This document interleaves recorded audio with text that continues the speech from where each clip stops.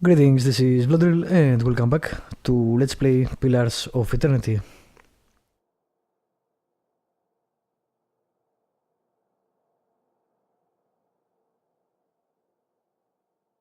course. Alrighty. I forgot, did I check for special things? God damn it. Well, it doesn't matter. We'll see. We'll go do her quest and maybe she will tell us afterwards. Alright. So, Alof, have you ever woken up to find your other half used your body during the night? I don't think I understand you. And I'm not sure I want to. Well, I've found that if I go to sleep hungry enough, I wake up covered in blood and delightfully full. Aha. There is the grieving mother.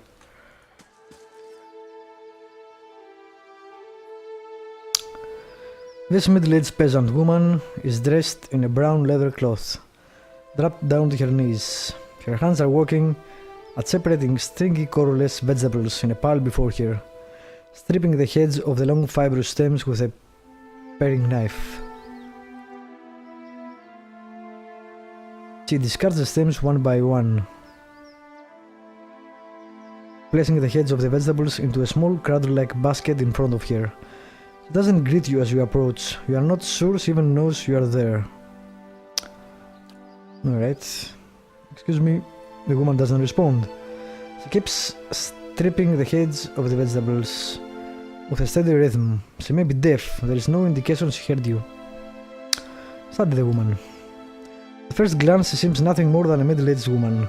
Unremarkable, maybe less stern than most, who seems more focused on the weaving in her lap than her surroundings. Yet you suddenly notice she's not stripping the vegetables before her any longer. She's weaving, and the vegetable pods are now missing. She still pays you no mind, her brown locks torn and snagged from lack of washing like many of the townsfolk you've seen. There is a strange blur to her. Even the motions of her hands seem to be playing with threads that lack color, in a shape that lacks interest. Okay, this is weird. It may be that she is half-minded or deaf, but something feels wrong.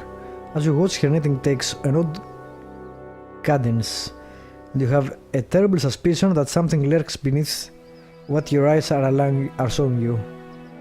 Focus on the woman. Her brown hair is long, almost impossible to the length of her hands. As you follow the streams of her locks downwards, the hair becomes long and black, splitting off into threads of black and silver and wrapping around her hands. What the f... She's forming a soul cradle with her threads, braiding a net in front of you, each finger long and sharp like a series of knitting needles, almost hypnotic. The silver and black strands of her hair weave together, with silver predominating as a highlight, the black shadowing it. And suddenly you are calm. You are on a plateau, almost the height of a tower, several stories high. The plateau is like a table lying beneath a clear sky, and beneath the plateau, surrounding it in all directions, a forest, hazy with mist, although whether it's actual mist or distance or a recollection. Resting in the curve of a natural arc above you is a great copper bell, half again the size of a man, hanging at attention as if looking down on you and the event unfolding before you. This is rather interesting. The plateau has soaked in the sun, and the rock beneath you is rough and warm. The sky forms a cradle around you. You feel different, not disembodied, but you feel your body, your physical contours have changed along with the surroundings. You hear a soft series of chimes, like wind chimes. At the sound, the scene gains color and texture, as if the sound is beckoning you gently forth, filling your senses and thoughts, like mist rolling softly into a sealed chamber. And focus on the chimes. The chime coaxes you deeper into the memory, and you're setting it as a memory, a warm one. You are on the stone on the plateau, your knees on the warm texture of the ground, silver, white, shimmering like Aedra. The plateau is formed of it, glistening in the sun. You can feel the heat on your skin, your wrists and your hands. Your hands are in motion, weaving, not thread, but gathering tenderly, moving along the first movements of Berath's will. Your hands are wet. What? Your hands are upon the flesh of a newborn child, and you can feel the crowning of a tiny head, turning in your grip, its head slick, wet from the womb. The hands you are wearing, inhabiting, have done this many times, and they are practiced and confident. You can feel distant pains on your own head as the head emerges. A stream of fluid from the womb helping the newborn slide forth, and a woman labors, breathing, crying out. Focus on the child, the movement of your hands. As your hands move, you hear the sound of chimes, clear, cutting through the haze of memory. You cannot see where they are coming from, but they are close, and they are meant as a comfort, of that you are certain. Draw the child forth, and coaxed by your hands, every movement causing the chimes to sound again. Almost eagerly the child comes forth, and as it does, your hands are in motion, weaving, moving along the length of a soft, wet rope. Not an umbilical cord, but the legs of the naked woman before you. You are holding a small child, still wet from the womb before you. The child cries out, its cry full of life, full of soul, the ringing of chimes echoing in its thoughts, filling it with its welcome. The soul is blurred at the edges, as if you are viewing a soul from within a soul, but it is there, it is alive. The woman before you is weeping, and at her first cry, her hands reach out for it. Surrender the child.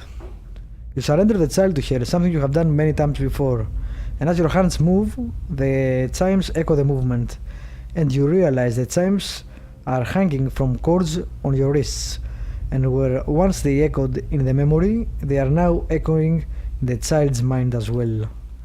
The chimes are returning to welcome the child, to be its first gentle greeting to the world, a soothing sound guided by the tender motion of your wrists. You are helping to weave its thoughts, its perceptions, and the experience. The woman laughs with a ragged joy, laughing from a parched throat. Her emotions seem soothed, but the physical demands of labor have left her exhausted.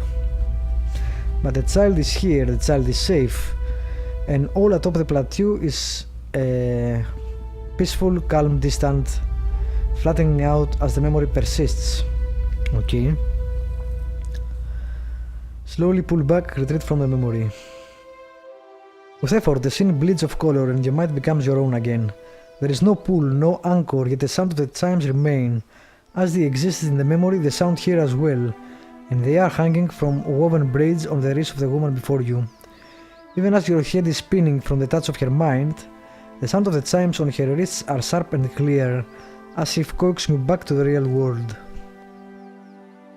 The woman still sits before you, but she is nothing like what you first saw.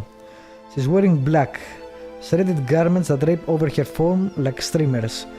Her hair is streaks of black and run through with silver. Her edge is almost impossible to tell. She simply feels old, like a crumbled watchtower. As she lifts her head to face you, you see that her hair is draped across the front of her face like a veil.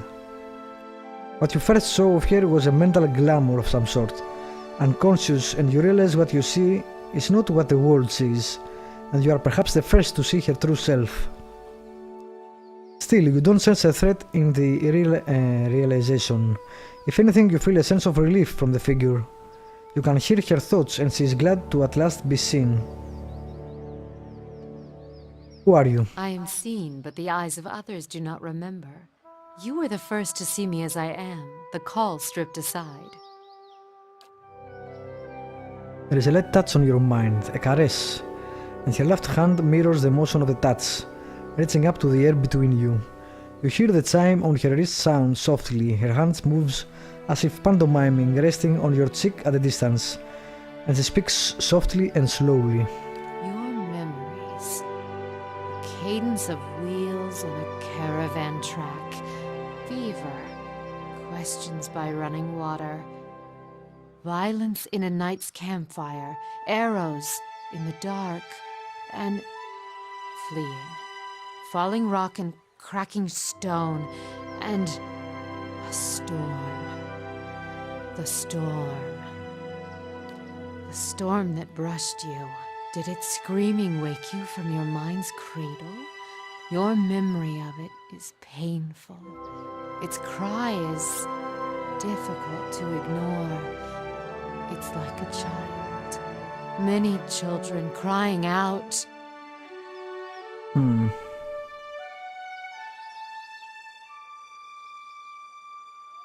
I encountered the bivouac, yes, and it did something to me. Her hand withdraws shyly, the chime sounding softly once again. The woman stands uncertainly, as if she has been sitting for some time, or is too weak to bear her own weight. You notice her cheekbones are tight, her face gaunt. Yet while her stance is weak, she seems determined to stand before you. You are able to see me. It's almost a question. You suddenly realize she doesn't seem to know what you saw when you looked at her. The image of the plateau. Yet the image was so clear, so sharp. You're surprised it didn't fail you there. To see me is a rare gift. A watcher's gift. Oh, and I have a finally nice Cipher answer. Cipher, it felt like a pathway between our minds, but strange, gentle. So many questions, thoughts, whirling like storm winds. That storm still roars through you, deep beneath your thoughts, yet muted and secret, like an underground river. I cannot tell if it is carving new channels, or eroding what keeps your true strength buried. The fact that you could hear it at all, survive it, is something few have ever done. Your power will grow stronger with each soul you touch, as it allowed you to reach out to mine. Pretty fucking awesome. There is a silence, although it seems to last for but a heartbeat in your thoughts. It stretches out between the two of you, like a pool between your minds. You blink, take a breath, and then you realize she wants to ask you a question, yet cannot form the words, as if assembling them is painful, or there simply are not enough pieces. Assemble the thought. Do you wish to travel with me? You feel a wave of fear, gusted with a strength of relief. Although, oddly, her expression does not change. Then fear dissipates and you feel strength and certainty, as if the plateau from her memory lies beneath you, and a calm sky looks down upon you. That was fucking good. Alright, Talos. We'll ditch you for now and we'll see. I'm not sure if... Your thoughts must flow deeply I will indeed. be losing quite a bit of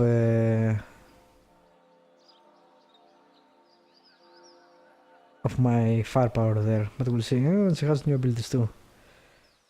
Blends an enemy. Okay. Phantom foes invades the minds of targets in the area of effect, causing them to believe they are surrounded by phantom foes, leaving them flanked for the duration.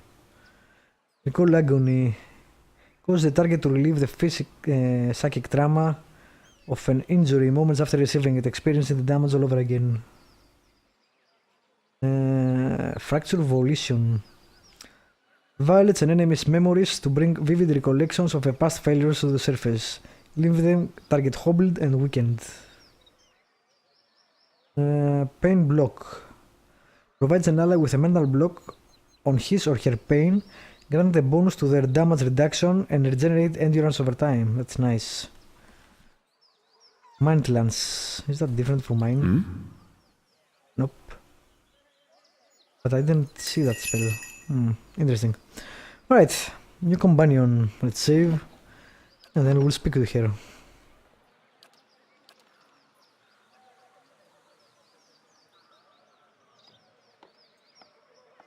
Your thoughts must flow deeply indeed. Your mind comes bearing questions, Watcher. I have questions for you. Let your mind speak for you as I listen past the word. You addressed me as a watcher when we met. Do you know what a watcher is? There is a slow chill, and for a moment it seems as if she's going to fade from your vision. As if she can't bear to be seen. The title came unbidden. I do not know why I spoke of it. Yet it seemed the right mantle, a familiar one. Indeed.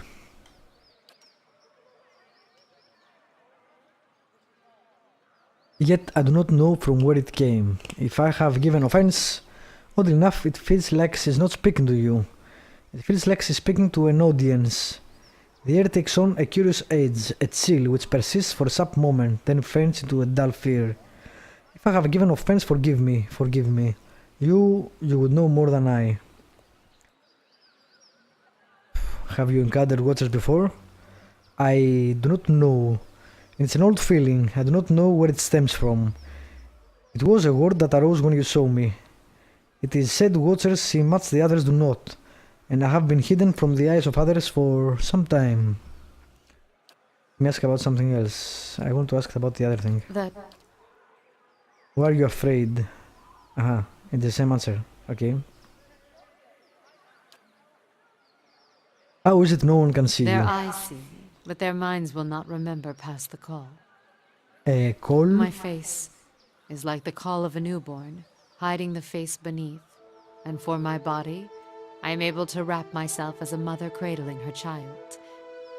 I am here, as you see me, but to them, their eyes see only the cloak that I wear, a peasant mother, dirty, shabby, not worth knowing.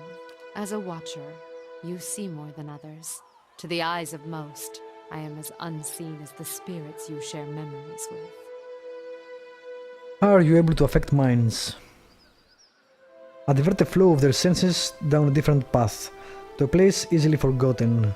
It is not unwelcome when one does not desire the presence of others. Can you teach me this thing? Because it sounds useful. The surface of their minds registers a figure, but the memory slips away. They see a woman, but there is no desire for conversation, no desire for any questions, and I have none to ask. Okay. When we first met, how was I able to enter your dream? I do not know. What do you speak of? If you were in my thoughts, I could not feel your presence, nor do I know what you saw there. As he speaks, you suddenly feel an odd sensation in your mind, as if walking in her thoughts would be as if walking down a back street of merchant stalls. The claustrophobia of wooden shelves and covered tarps made less oppressive, but the sheer number of enticing vials and bottles that stretch out to the sides of you. The whole reading thing is tiresome. I don't know, I'm contemplating actually whether I should be reading the dialogue heavy games or just read them internally and let people just read them themselves. I'm not sure, we'll see. Anyway, you suddenly realize that whether she permits it or not, you could enter her dream and observe it without her ever knowing. And in response, your hand twitches. There is the feeling that you could simply pick up a vial, test it, sample it, and keep the memory as your own. And suddenly you find yourself back in your present thoughts, though you were away for but a moment. She seems unaware of your diversion of thought. It may be one of your gifts, an ability to walk in the memories as easily as someone walks upon the ground. Perhaps you'd like to hear what I saw in your memories. A mixture of curiosity and fear wells up between you. She raises her left hand, the chiming in her wrists quelling the rise within her. She is frightened, but curiosity anchors her. And what did you see in my memories? I would hear you speak of them. The dream, the memory I saw upon meeting you. It was you, helping give birth to a child. There is silence, and as your breath falls still, you hear the faint cry of a child in the distance. A newborn child, almost exactly like what you heard in the dream. As you listen, the grieving mother raises both hands, as if weaving, her wrists chiming as she does, showing semblance of the gentle turning she provided while the newborn was crowning. To your surprise, you recognize the motions and the words from the memory, even as they are new to you. As she whips her hands through the air in front of her, the child's cries grow still, yet the sound of the chimes weaves almost hypnotically into your thoughts. The sky seems sharp and clear, and you feel as if you are towering over your surroundings, as if kneeling atop a great pillar, just as she did in the memory. To your surprise, the grieving mother falls as if her strings were cut, and her knees crack hard against the ground. Her hands never cease moving in the air, the chimes echoing her movements. In a ragged voice you hear her speak. The voice is that of a much older woman than the one before you, harsh, almost desperate. Tell me what you saw. Show me what you saw. Where were you? Her eyes, now terribly sharp and real, are filled with white, silver white, like Aedra. Alright, you know what? I will do that in the next episode. Thank you for watching, subscribe, like, leave a comment, and I will see you next time.